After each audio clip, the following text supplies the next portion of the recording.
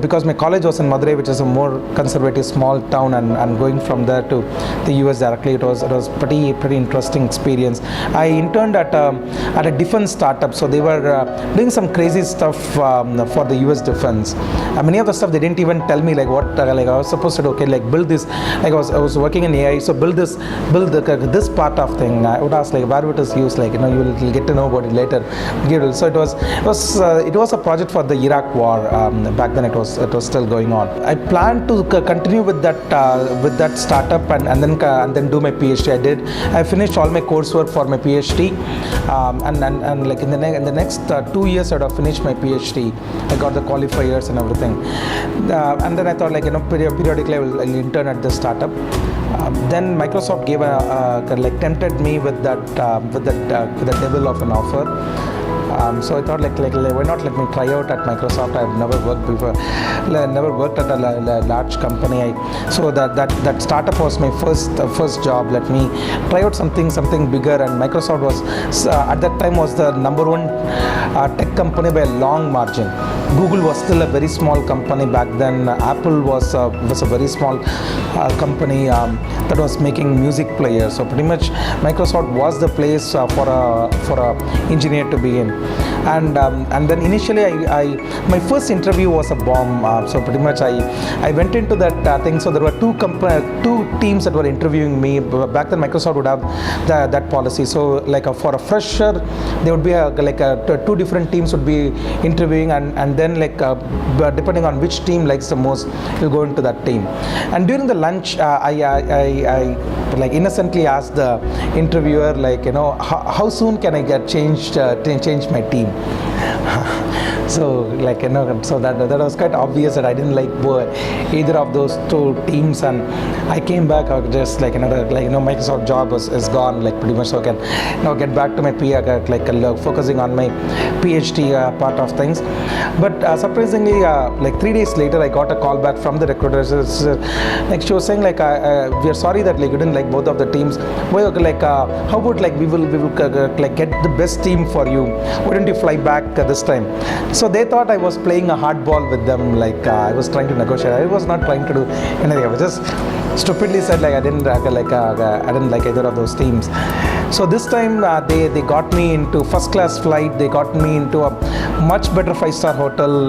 It was they thought like was like I was a candidate trying to playing hard to get. And back then like Google also like again like they were also like interviewing me. So it was like going in parallel, and then Microsoft said like which team would you like? Said Windows would be the. So they said okay, we'll give you in the Windows code development team. So it was a big shocker.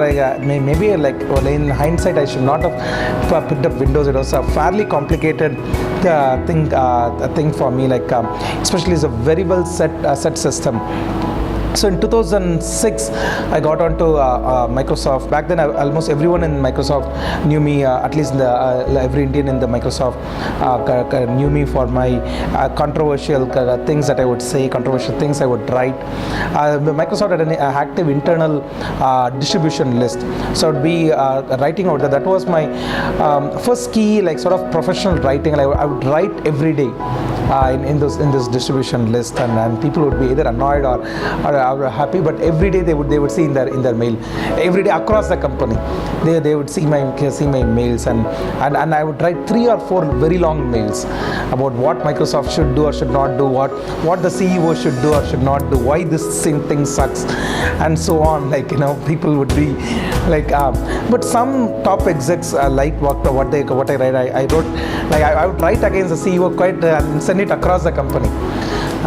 So I had all sorts of crazy things out there. I was quite surprised I didn't get fired back then. And Windows was too tough for me. So like pretty heavy, boring coding out there, and and it was like some of this code that was written in 1986-87, and nobody knew how it worked. So people kept on building black box around. So the code that was written in 96-87, the guy who came after that, no, you would not understand what was there. So he would take that as a black box and he would write his layer outside that. Then the guy who came in 91-92, he would write a black box around it, and so on. So you don't understand what happened inside. You just understand the behavior, how it dealt with you. So people kept on building layers and layers around it, like an onion peels. You'll get it and getting more and more complicated. So I didn't understand most of what was going on, and one of the features I was given was this Windows diagnostics tool. So when something wrong happened on your network connectivity or something wrong, there will be a diagnostic starting. Now it works, and back then it was a pretty new feature I was given, and I didn't have time to push through that. Like Windows 7 was a big thing, and I joined the week when Vista was getting launched, Windows Vista. It was one of the biggest failures for Microsoft. So Vista was a big bomb. It was just exploded. So like in Windows 7, the thing that I was tasked with, pretty much we had to clean up a lot, and build pretty solid features. But I didn't get the time to build these network diagnostic features, and also we eventually shipped the network diagnostic features without it doing anything. So it will pretend to do stuff to diagnose something, but it will not find anything. That was one of my features. Then I moved on to the research. I wanted to work in something that I can directly change stuff. So I wanted a change in teams, and this was a pretty awesome, fascinating team within Microsoft, and the people were pampered in a way.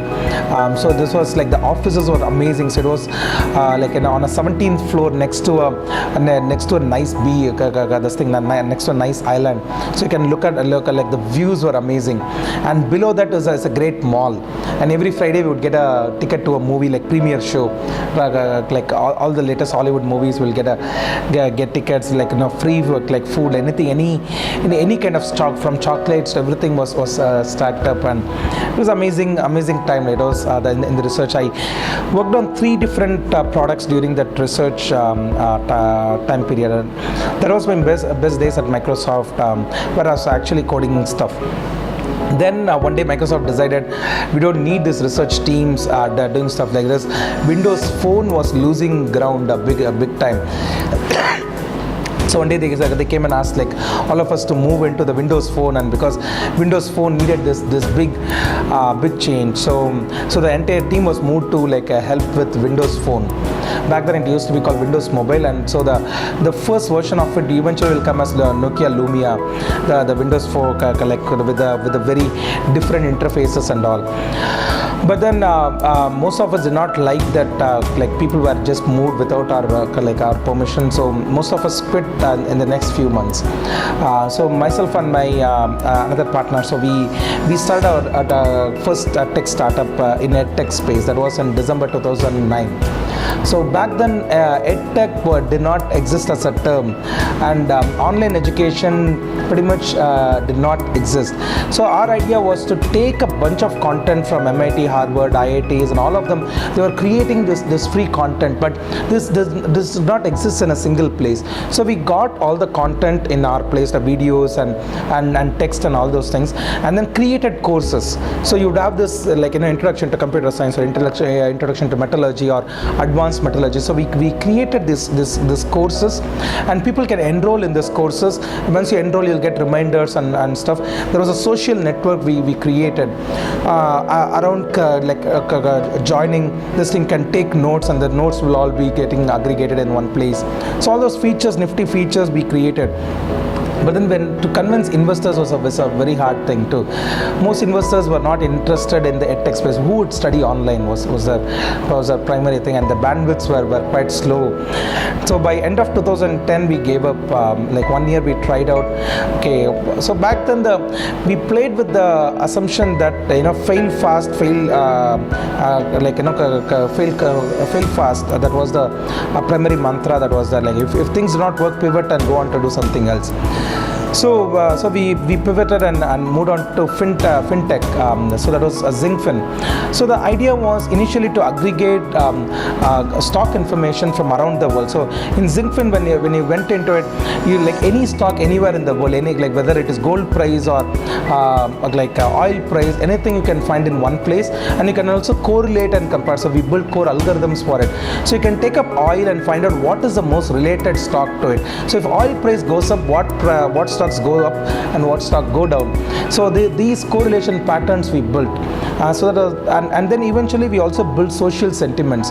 So you would mine people, what people are talking on Twitter and other places, and find out whether they are talking positive, talking negative, and then that we would feed into this thing. But back then, people did not, the FinTech did not exist as much as a space, and text analysis existed, like machine learning and text analysis was somewhat there. It was not like 2006. In 2006, when I was doing my AI and robotics, and as a part of this thing, nobody was interested in AI and robotics. So that's the reason why I got into Microsoft and something else, because back then the AI as a field did not exist for the most part. Neural networks were one of the thesis was in neural networks, and people didn't like, why do you need neural networks? It was all in a very early stage. Now these are all like mainstream. So neural networks or AI, machine learning, we use it as a part of daily conversation. Back then it did not exist as much. And same thing, like FinTech did not exist as a space in 2011 time frame. So I moved on, eventually built a company called Limitless. It was about like making people more productive. So that was a more successful among the startups. I sold it and moved on to a company called Black Duck. So where we were doing risk management. Is a much more mature startup. Eventually raised about $50 million in funding. I was a product manager there. Then in 2006, mid 2000, like last year, 2016, sorry. So then I once again was like trying to figure out what I was doing in my life. I got on to CS because I loved AI and robotics, and that's what I did for my bachelor's and my master's. And now everyone in the world has started talking about AI and robotics, and now I'm doing something else, random thing like security. So I wanted to move back into robotics, and so then I convinced my wife that moving back to India is a good thing. Like she still like sort of like does not like the decision as much. We had a fairly comfortable life back in Boston, and then so I moved my family to Bangalore, and then so initially we were about like creating innovation. So the whole business model was about how do we like help people create new inventions.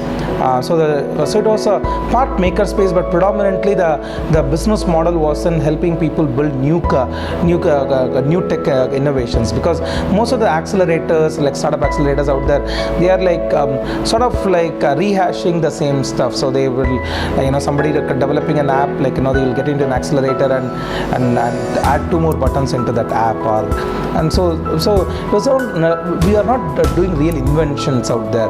So Invento is about like fostering inventions. How do we enable students to create inventions?